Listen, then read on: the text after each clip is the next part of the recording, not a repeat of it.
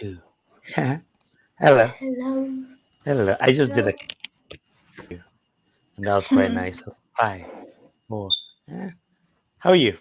How are things? uh, I'm pretty good, but the things it do go not really well. Why is it not going really well? That was that line told me everything about how well it was going. It's really good. Yeah. What Um, was it? as I told you earlier, next week I'm going to take my CELTA course. Yesterday, they gave me the schedule, and yeah, I feel overwhelmed Yeah, it because terrified you, right? yeah, that's right. A lot of things to prepare. Yes, Cambridge. Cambridge is different.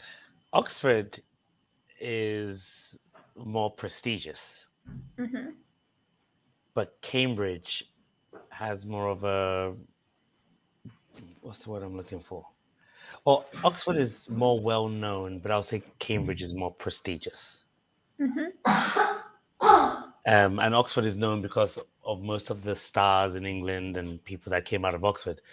But the artists also came out of Cambridge, and they are very much.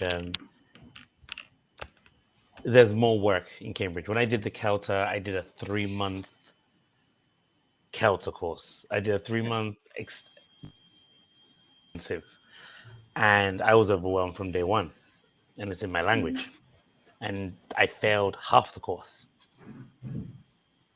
And in the end, I took the exam, and then the examiner came up to me and she said, "I'm not giving you a certificate. You can't pass because you can't teach in a classroom."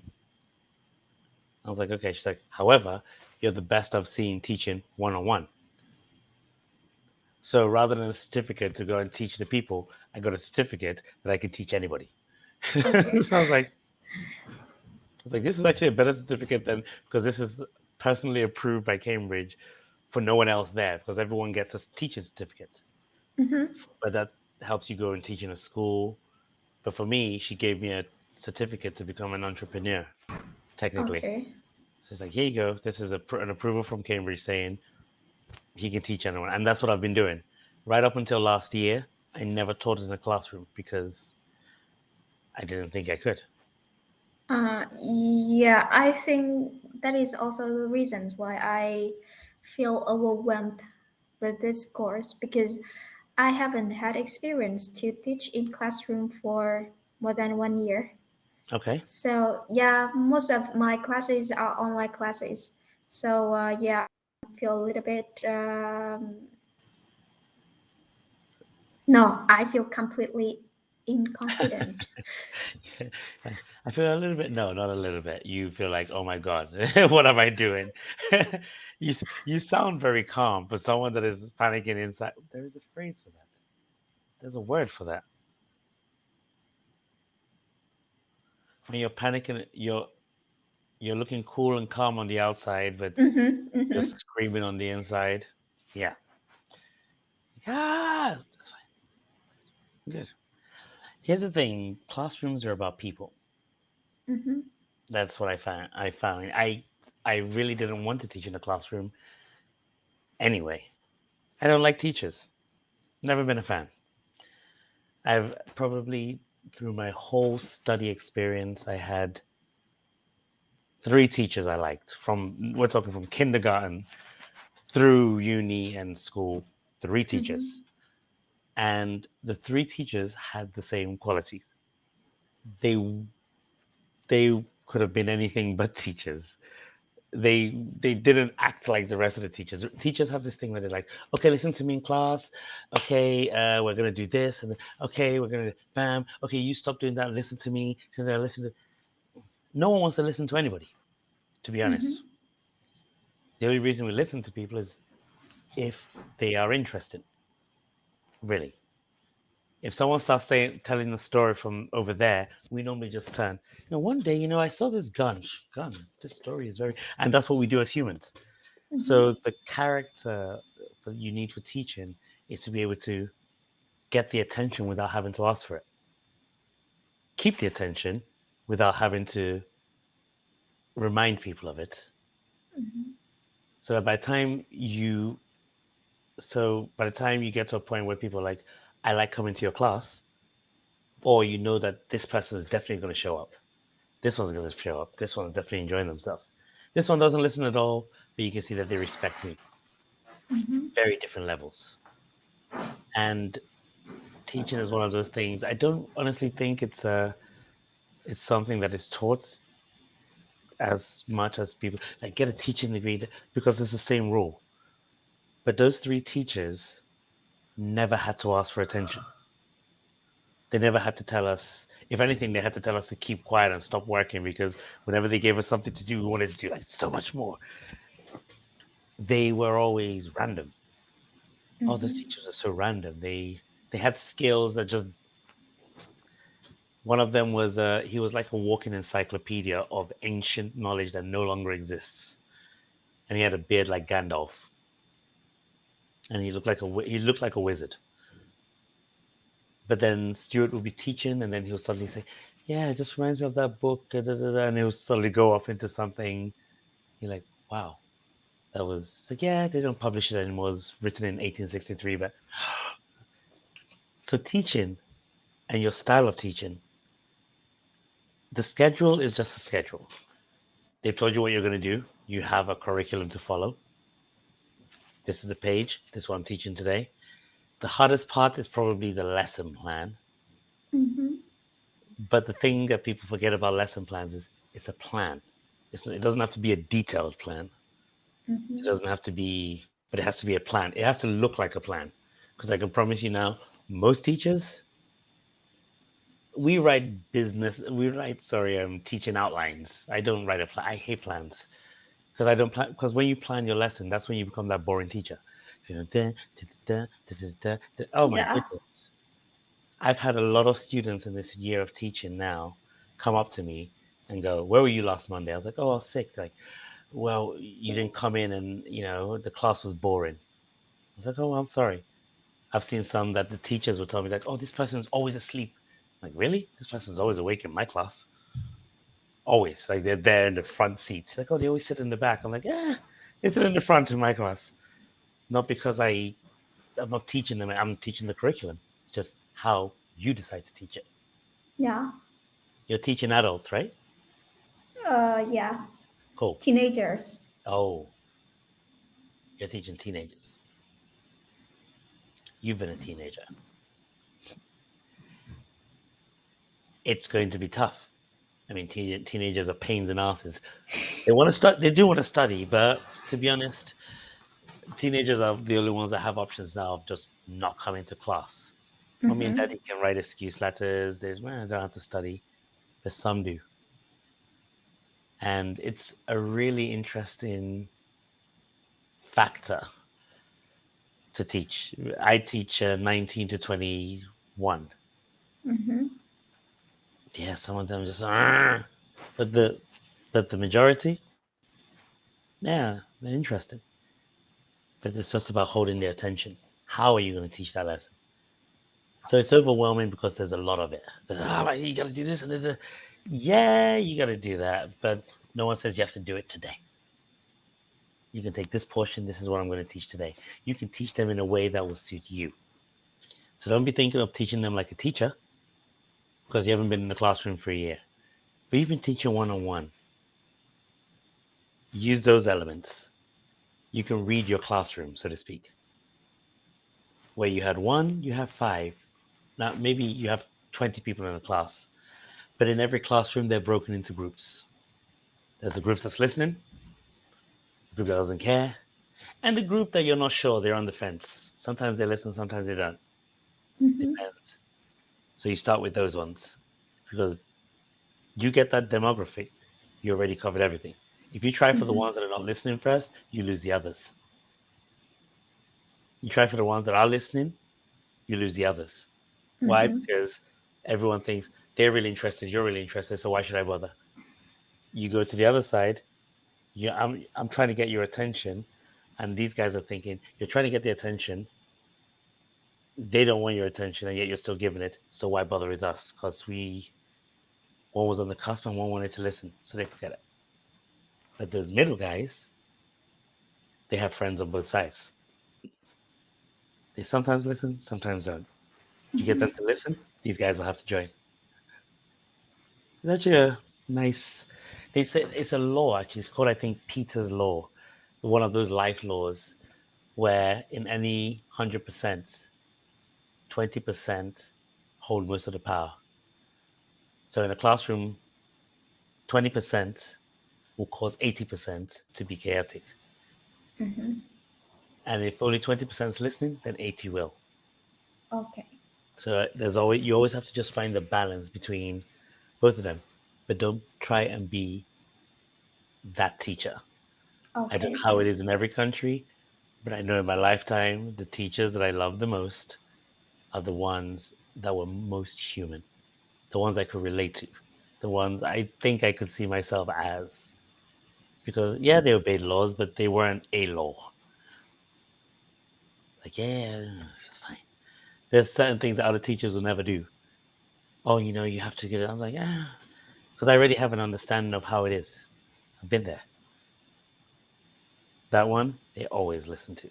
I had a student threaten me to never, like, you don't ever, he said, don't ever not come to school. I couldn't come for a week. And the students, they got together and they're like, don't do that. Let us know. I was like, I let the headmistress know. I was like, yeah, well, she didn't tell us. And then we had to have all these teachers, and it was the worst week ever because we had to do like stuff from the book. Because I told them, I'm like, the book's here, you have the book, so do the work. That's not Okay. I. Yeah, we have the work there, but give them something fresh, something that isn't just the curriculum. Mm-hmm. The rest of it, it's difficult, but for you, it should be a breeze because you work a lot, you study a lot. Um, Last month when I had when I had an interview for my job, Mm. the interviewer asked me about the most favorite teaching style that I have, and I told her that I didn't know anything about any teaching style. I just teach like spontaneously, and I think that is a reason why they didn't adopt me. Well, yeah, because so some of these places that they wanted, that's what they want. They want a comprehensive style or this. Hmm. I don't know. I I never went for any teaching interviews for any. The only one I went for Hmm. is the language school I'm teaching at now, Hmm. and it was my first interview. And the lady asked me halfway through, we're talking about life and teaching. I told her one on one. I told online, and then she said, "Okay, so what do you? Why do you want to be a teacher?" And I said, "I don't." I was like, I was like, it was never in my life plan. In my whole life plan, teaching was not on that list. I was like, in fact, and I felt a bit guilty because I was like, you've been talking to me like, I'm going to be. She said, oh, yeah, you're going to be an amazing teacher. The students will love you. And so she had said this. So I was like, I'm not a. I don't even consider myself a teacher. And she said something to me that will stay with me for I think the rest of my life. She just put her pen down and stuff, and she said, uh, "Kingsley, can I tell you something?" It's like what? She said, "I don't hire teachers. I hire people." Hmm. And that has stayed with me. And I think I'll tell you the same thing. Being a person is more important than being a teacher. Okay. So sometimes when institutions don't hire you, it's because they don't want you to be a human. They want you to be a teacher, which is like they want you to be their tutor. So you Yeah. don't get that experience of what it's like to teach and learn. Because teachers have to learn from their students too. Yeah, that's right. So not knowing what I would have hired you. If I was working there, you had said that, I would have hired you. Why? Because it means that you know how to put knowledge into their heads rather than teach them something. Okay. Give a man a fish, feed him for a day. Teach him to fish, and you feed him for a lifetime. That's what they say. You'd make a good teacher Mm-hmm. because you show them because you don't have a style, but you're educated enough to have figured out the knowledge. You're teaching English, right? Yeah, that's right. And you'll be teaching English in English. No, not really, Okay, because I would teach to Vietnamese students. okay. Mm-hmm. But use your examples because you have English lessons. So while you're Mm-hmm. teaching in Vietnamese, you have a nice flow. You have a flow that can actually help people to get their flow to right. So rather than just teaching them, have those lessons where you want them to talk to you in English with that thing Yeah. you've just shown them. Use it like this is that. How would you use it? If I say, imagine if someone said, and you say it in English, you say it exactly how it should be said because you would know.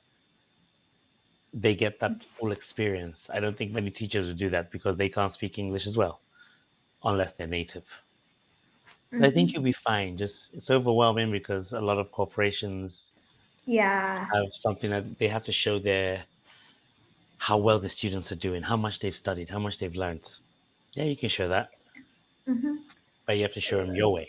A lot of students Yeah. learn faster that way. Like because after receiving my schedule, I realized that they required me to write an assignment on the first day of the schedule. So yeah, I feel overwhelmed because I don't know what to do, what I What is should. the assignment? Like to analyze how students learn language. Like we They have want to you to do observe. the essay. Yeah, I will have to do that kind of essay. So like a lot of materials to read to prepare for. So yeah, I feel overwhelmed with that, and I think about the dream that I had when I wanted to take a master course in England, and I feel like last year I had a dream to take a master course. It is much more difficult than the course that I than CELTA course. But I feel overwhelmed now, and I wonder if last year I went to England, I took the master course, whether I Probably, could pass it. Yeah. probably not. Probably actually. So Mm-hmm. here's the thing: you probably will. I'll be honest, but I said probably not because you don't know. Life probabilities are so Mm-hmm. funny when because of how much we sometimes see barriers. A lot of times we have goals, but we see the barriers closer, so we never even try our goals. We never get there. We never even get to the stage of putting a toe in the water because those barriers in our head stop us from even making that first move. Maybe you would have passed it. I applied to Oxford this year. I was going to apply last year and I didn't. I wanted to do another course, so finally I applied this year. I didn't get in, but I'm glad I applied because I know the outcome this time, and I can probably figure out why this time. But I have Okay. something. Is that it's that closure. Next time you get a chance to do a master class and you can afford it, do it Mm-hmm. for the experience. And this is the same with the CELTA. You don't know how good you would be in class. You are overwhelmed, yeah, but maybe that's good for you. Okay. I go on stage. I go on stage a lot. I perform. I write poems, and I go on and play piano now. I didn't study playing piano. I taught myself. Mm-hmm. Playing piano is a strong word. I tinker on the keys. I can play. I can follow a sound and really make it rhythmic. But every time before I step on that stage, sick to my stomach in those 20 seconds over the last 20, 30 years. Knowing I'm going to go on there, knowing I'm about to, oh my goodness, I'm still going to do it. Why? Because you realize it's probably excitement. It's probably you're probably better than you think. As long as you do what you know. That's all you know. So do it. That kind of thing. You will be okay, I think. I really think so. You remind me about my IELTS examination in speaking. IELTS You speaking got an eight. examination. Yeah, There we yeah. go.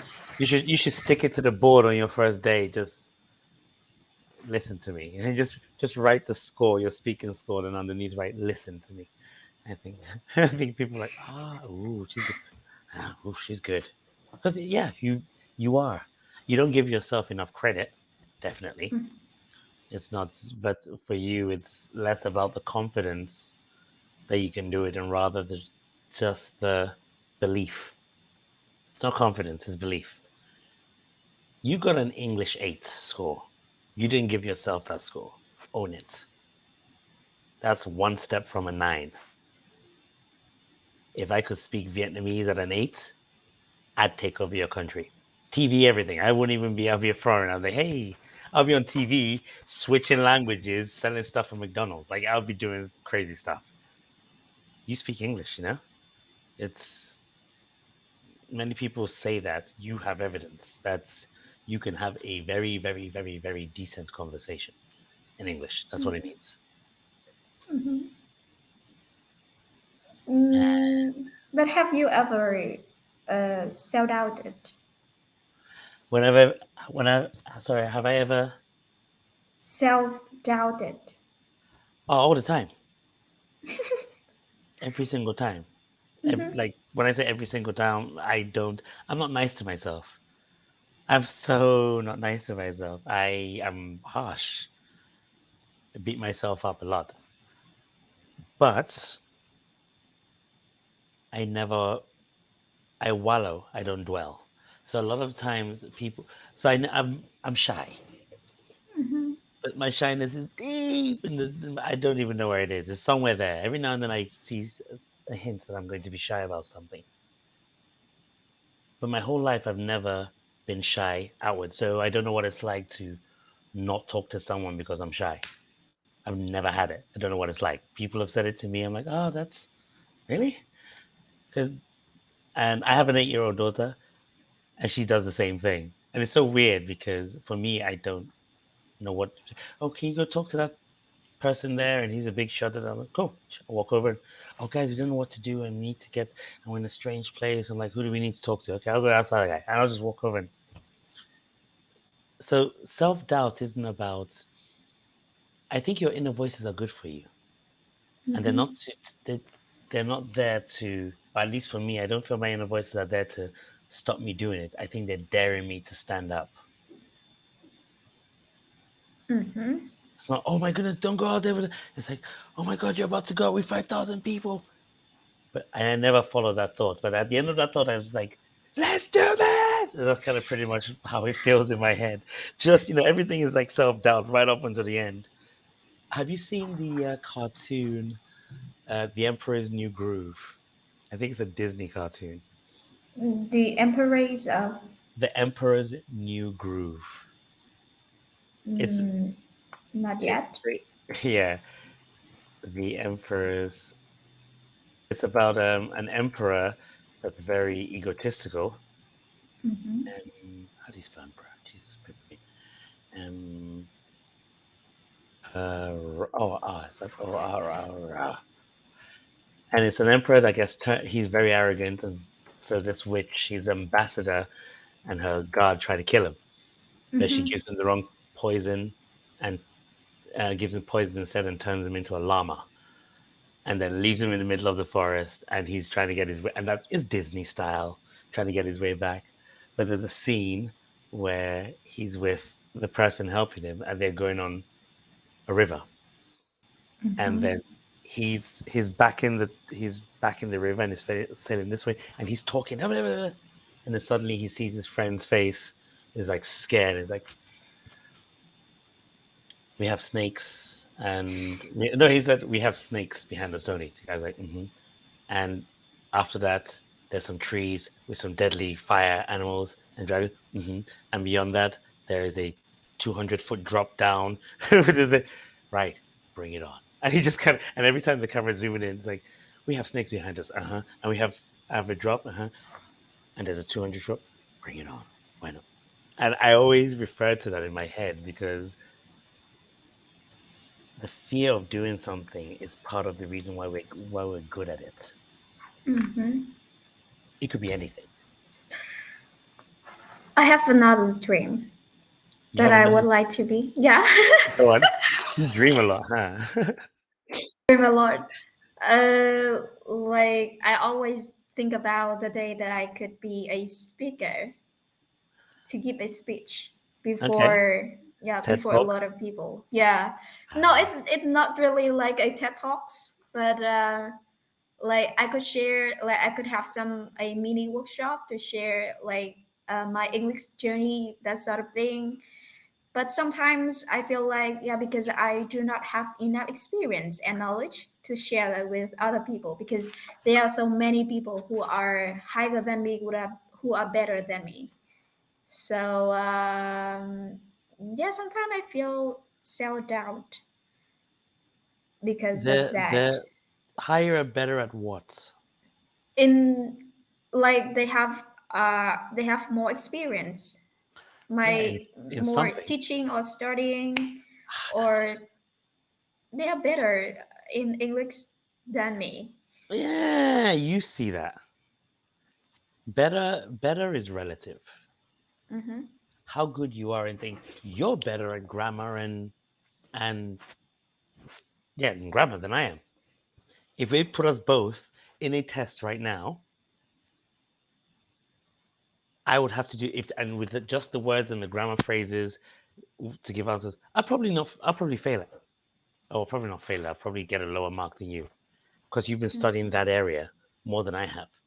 But if they gave me examples from each one, I could probably write you an essay, probably use them extra, use the advanced ones more. Why? Because it's everyone is good at something in their area. Mm-hmm. You have achieved this, and that self doubt, yes, it's there. It's always going to be there for anything and everything.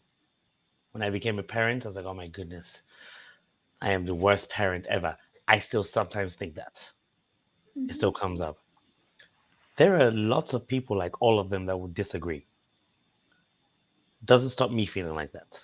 Fair enough. But all those people, all the evidence can't be wrong, is what I think. The evidence sometimes, with all the self doubt, the evidence, the reality, the right there, right now, can't be wrong.